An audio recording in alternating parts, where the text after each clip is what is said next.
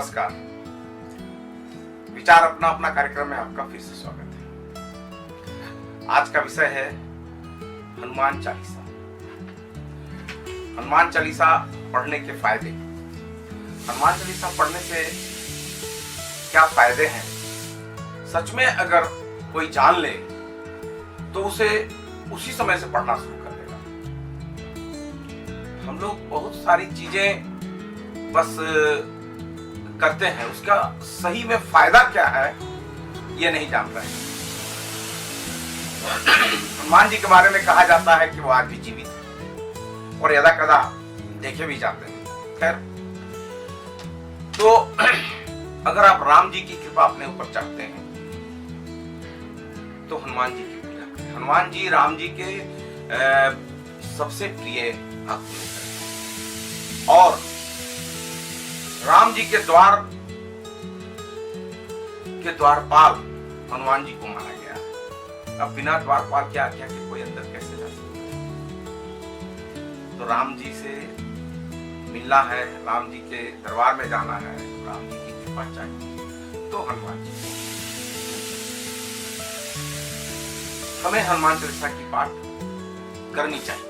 बहुत भारी चीज नहीं है, कोई इसमें तामझाम नहीं है, कोई बहुत सारा हवन वगैरह का चीज इकट्ठा नहीं करना है। आप किसी भी समय कभी भी कर सकते हैं, यात्रा करते समय कर सकते हैं, स्नान करते समय कर सकते हैं, रात में सोने से पहले कर सकते हैं। अगर ये करते हैं और ये ध्यान रखकर करते हैं कि ये क्या इससे हमको फायदा हो रहा है, तो सचमुच ये कमाल की चीज है। तुलसीदास जी ने इस कलयुग में हम आम आदमियों के लिए बहुत ही सरल और साधारण तरीके से उद्धार के उपाय बताए।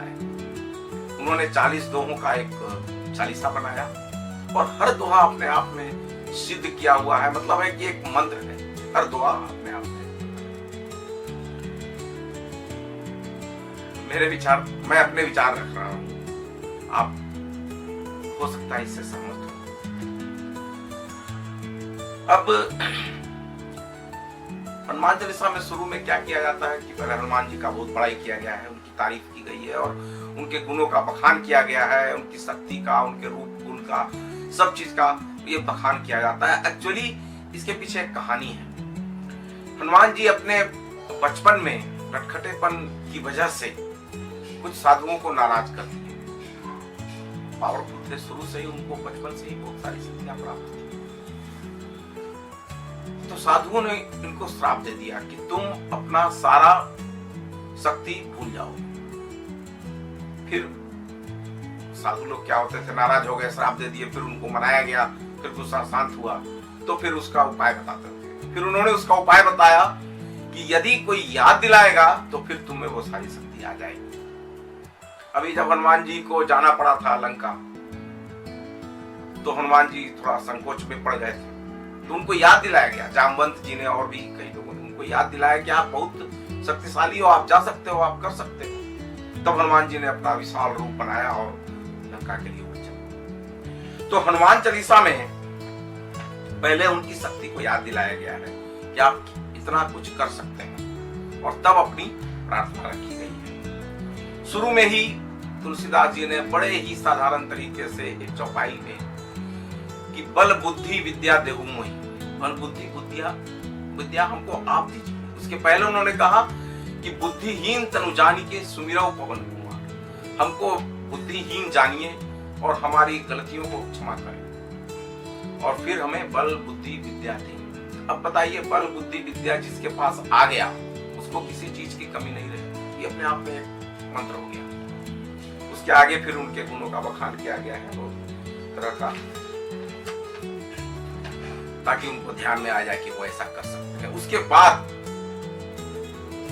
राम दुआरे तुम रखवारे। अब देखिए, अभी हमने ये बात की कि राम के द्वारपाल हैं हनुमान जी। आप उनकी आज्ञा के बिना कोई अंदर नहीं जा सकता, उनको बताया जाता है। अब वो समझ गए कि हाँ हम हैं। फिर आपकी शरण में आकर हर तरह के सुख मिलते हैं। आगे तो हमें है सब, आप जब पढ़ेंगे तो उसका अर्थ समझ में आ जाएगा। और जब आप हमारे रक्षक हो गए तो फिर हमें किसी से डरने की क्या जरूरत है। अब रक्षक की बात यहाँ ध्यान से समझिएगा। रक्षक में क्या है, आजकल अधिकतर लोग अपार्टमेंट में रहते हैं। अपार्टमेंट में क्या है, एक गार्ड रहता है। गार्ड क्या होता है, ना उसके पास बंदूक है, ना लाठी है, कुछ भी नहीं है, भाला है, कुछ भी नहीं है उसके पास। एक यूनिफॉर्म रहता है और वो बहुत बलशाली या बलिष्ठ पहलवान टाइप का भी रहे, कोई जरूरी नहीं है। कोई कमजोर सा भी रहता है, हमने तो बूढ़ा उनको भी देखा है गार्ड के रूप में। तो आप समझ लीजिए कि उस जैसे कमजोर, निरीह, वृद्ध गार्ड के रहने से सारे लोग निश्चिंत होकर सोते हैं। एक गार्ड है भाई साहब, जब उसके कारण आप इतने निश्चिंत रह सकते हैं, तो जब हनुमान जी रक्षक हो गए तो सोचिए कि क्या होगा। तो इतना बढ़िया से तुलसीदास जी ने कहा है, तुम रक्षक काहू को डरना, सब सुख लहे तुम्हारी शरणा, सब सुख लहे तुम्हारी शरणा। तुम्हारे शरण में जब आ गए तो हमको सब सुख मिल जाना है, हर तरह का सुख मिल जाना है। आज हम छोटी से छोटी सुख की प्राप्ति के लिए कहां कहां भटकते हैं। आम आदमी, बहुत घटिया घटिया आदमी के पांव पड़ते हैं कि मेरा काम हो जाए, कहीं जाने की जरूरत नहीं। सब सुख लहे तुम्हारी शरणा, तुम रक्षक काहू को डरना। हम भगवान हनुमान जी के शरण में जब चले गए, हमें सब सुख की प्राप्ति होगी। और जब वो रक्षक हमारे हैं तो किसी तरह की हमको डरने की जरूरत नहीं है। उनका नाम लेने से भूत पिशाच तक भाग जाते हैं, निकट नहीं आ सकते हैं। तो आगे है कि आपका नाम लगातार जपने से सभी रोगों का नाश हो जाता है और पीड़ा से भी मुक्ति हो जाती है। बताइए कितनी बड़ी बात है। सारे रोग चले जाए, पीड़ा से भी मुक्ति हो जाए, तो और क्या चाहिए। आज के युग में अगर स्वास्थ्य बढ़िया है, ये सबसे बड़ी कामना होती है, स्वस्थ रहना। हर आदमी, चाहे वो जवान हो चाहे बूढ़ा हो, कुछ न कुछ किसी न किसी रोग से पीड़ित है। और आजकल बीमारियां होती हैं कि एक बार हो गई तो बस जीवन भर दवा खाइए। ब्लड प्रेशर है, खाते रहिए।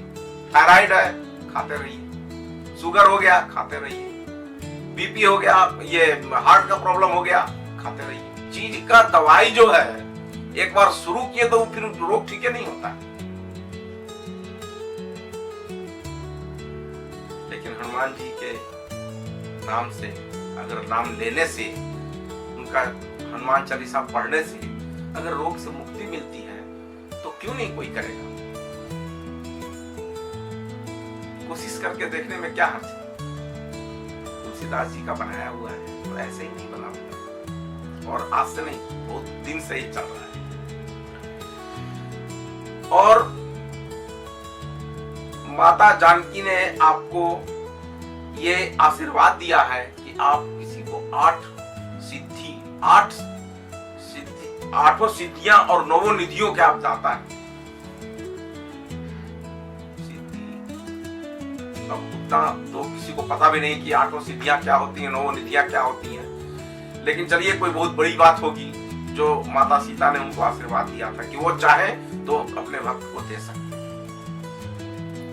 आपके नाम को भजने मात्र से राम को पाया जा सकता है, और जन्म जन्म का दुख भी दूर हो सकता है जो आपको अपने हृदय में बसा कर रखता है।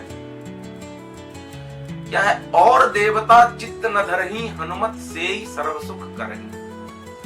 अब बताइए, और किसी देवता को मन में न रखें, लेकिन हनुमान को अगर सेवेंगे तो आपको सारा संकट दूर हो जाएगा। तो सांसारिक बंधन से मुक्ति पाना है, हनुमान चालीसा पढ़ें, हनुमान जी का ध्यान करें। किसी भी समय पढ़ सकते हैं, इसको आप पूरा पढ़ेंगे, हनुमान चालीसा पढ़ेंगे तो आपको समझ में आ जाएगा। धन्यवाद। हमारा चैनल देखने के लिए आपका बहुत बहुत धन्यवाद। और अगर इससे आपको कुछ फायदा हो तो हमें बहुत